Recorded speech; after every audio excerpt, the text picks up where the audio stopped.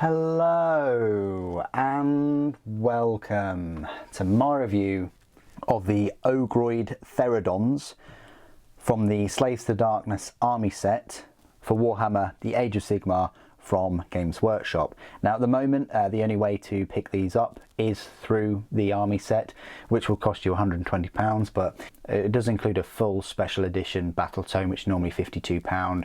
The Demon Prince, which I'm going to think is going to be about 40 to 45.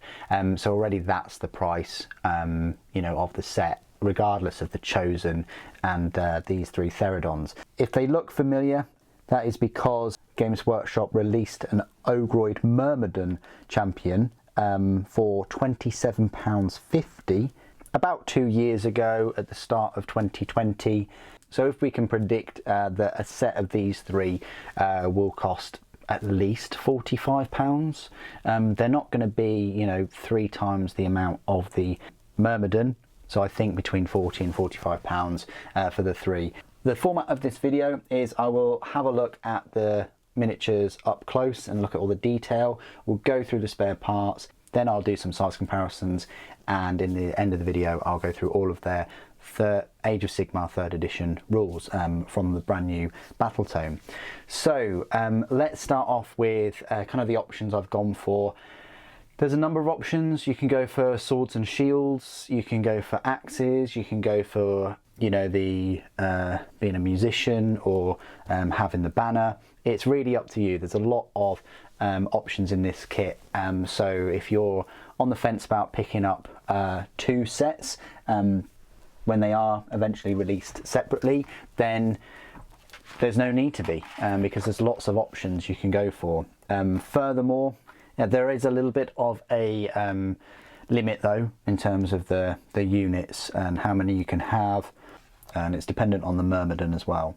And what's great is if you do have an Ogroid Myrmidon, we'll be looking at that miniature in a moment, you can turn these into a battle line, which is great. So the miniatures themselves then, pretty nice. There's a lot of detail and things on them. This musician is quite cool. He's got this big sort of war horn and this axe. There's a number of heads that you can go for. You can opt in. The sort of gaps aren't too noticeable for such big units. Yeah, they look pretty good. The axes are huge, by the way, bigger than like a Chaos Warrior. You've got this dude as well, which doesn't have any musical instrument or anything, I don't think. But yeah, it's got this Gladius maybe. These would be good as kind of like a boss in the gladiator pits and things. So if you're into Spire Tyrants and like the Centurion, which I'll do a comparison later on, then these would, just one of these would go very well. Even the sword and shield versions. I probably will pick up another set of these with sword and equip them with swords and shields later on. This is one with the banner. You only get one banner, but it was huge, so I thought I'd have to include this. Banners for Chaos Warriors and Chosen and things are quite big anyway, but to have a Theridon have one is something. So there you go. That's the three. They're pretty decent. Let me just show you the spare parts, which are right here. So just pop these out. And yeah, so here are the shields. You're getting the 3 shields. They're all slightly different, slightly different markings and things on them, so you won't get like shield fatigue, I guess, if you decide to use those 3. The swords, you're actually getting 4 swords, so you've got plenty of options here. They all seem to be the same length, and they're all slightly different. With the chinks and breaks in them at the top along the edges. You're getting a different like dual-handed axe pole thing. These, which are the horns that go behind the faces. You're getting well, I've got a different shoulder pad there, a couple of different shoulder pads, so might use them in the next build. Another dual-handed axe pose, because of course the musician and the banner bearer would be using those. Number of spare arms, different marks of chaos luck, so you can put these in places. Maybe you could put them on the top. You get one of those. Different horns. You get these little buckler. These, which are the different chaos gods. These definitely go into the in there as the mark of chaos you want to go for. So, and that is it. I think that's another different face there. So, how many faces do you get? I've got I've got 2 faces spare, it seems, from what I can see. So yeah, next time I'll probably use them and then have the 5 look very unique, you know, because, you know, having one of these faces exactly as one with a sword and shield, if I wanted to use all 6 of them, that would kind of look a bit similar, wouldn't it? So they're all the spare parts, and time for some size comparisons. So I've got the Demon Prince that you get with the set. If you thought that the Demon Prince was a similar size to these, you might be mistaken, because he is huge compared to them. He towers above them all. You know, the banner does give him a good run for his money there, but yeah, definitely compared to these 3 kind of elite choices, he is you know, very big compared to them. Next to a Chosen, I do have a Chosen here. Here he is. I mean, Chosens are pretty big compared to the Theridons, though not as big and bulkier. You know, even with 10 of them, these are going to stand out. Compared to other units, so I've got the Centurion right here.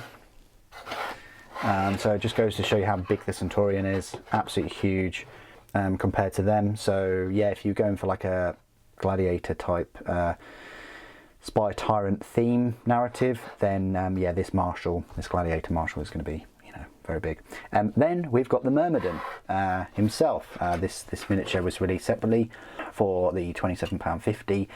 Has the spear and shield there, and it's of course same size as you'd expect. Doesn't have the armour shoulder pauldrons, but has of course similar everything else, similar sort of sizes of arms, legs, the head, the horns. Yeah, the only difference is he's kind of like, yeah, in a gladiatorial pit kind of thing, rather than, you know, on the battlefield. But he is in the battle tome, and you can use him. And like I say, for every one of these, you can take 3 that are then classed as battle line, which, you know, is pretty awesome, having 3 chunky Theridons there. A few more Slaves of Darkness comparisons I want to make is just with Chaos Knight and then a Varangard. So Varangard is bigger, but the Chaos Knight is only slightly bigger than these. The Chaos Lord on Karkadrak right here is again bigger. So if you know, had a themed army and you had these Theridons, he would still be, you know, leading the charge high up on that Karkadrak. And the final 3 comparisons I always like to make is just with some Warhammer 40,000 miniatures, which are just here. So I've got a Space Marine. So if you're familiar with how big a Space Marine is, then yeah, Space Marine goes up to chest maybe.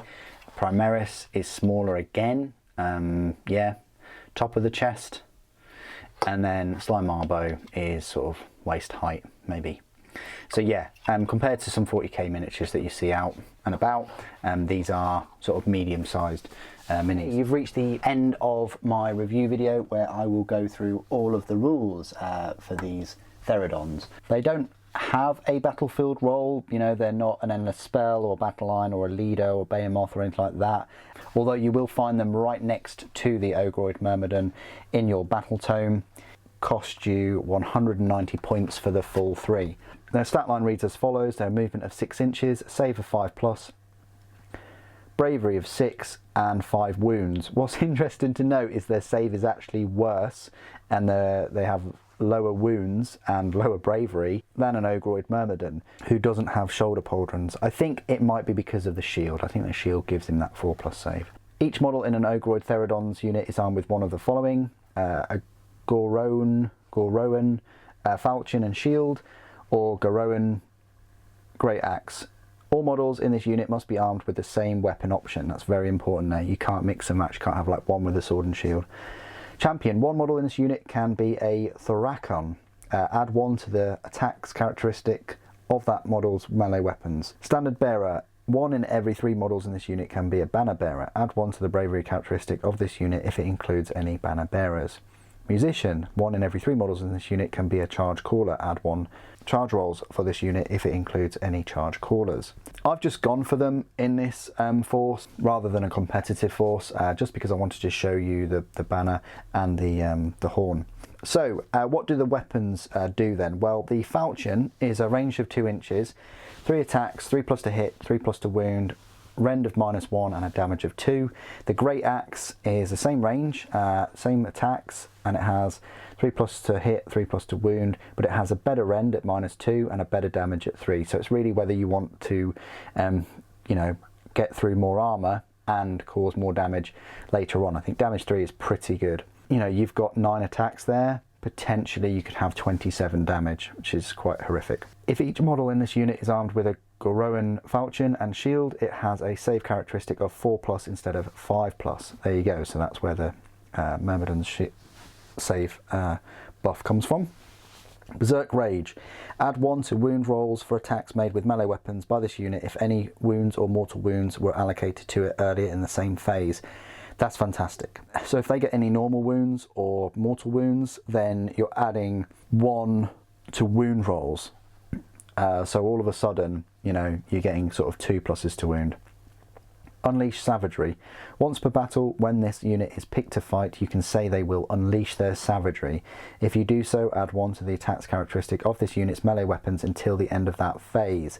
You're getting an extra 1 attack, you know, so you can get 12 attacks there, with the Great Axes potentially being 36 damage. However, this unit cannot receive the Inspiring Presence command in the same turn that they have unleashed their savagery. That makes sense. Keywords: Chaos, Slaves to Darkness, Mark of Chaos, Ogroid Theridons. So there you go, very strong unit, whether you go for the sword and shield and you know, give them a bit more survivability with the 4+ save, or whether you go all out with that maximum 36 damage, unleashing the savagery and you know, wounding on 2+ with the Berserk Rage. I think they're an overlooked unit because of maybe the points cost, them being quite pricey. 190 for 3 is a lot for, you know, to sink for your points. But if you've got a Demon Prince, if you're, you know, going for full up melee rather than magic and missile weaponry, then these are going to cause a lot of damage. You know, they're quite survivable with their 5 wounds each. And if you're taking an Ogroid Myrmidon to kind of inspire them, you know, he does have a missile weapon, you know, the Gladiator Spear, that can, you know, that he can launch 18 inches with damage of D3. And then when he gets into combat, you know, he's got his 4 attacks to, you know, combine with the Theridons. I think that's a nice little narrative unit if you're picking the Ogroid Myrmidon and some Theridons. But what do you guys think of the Theridons? Would you choose them in your Slaves to Darkness army? Please do put your thoughts and opinions down in the comments below. It'd be great to hear from you. Thank you ever so much for joining me today. Thank you for watching. Archaon protects.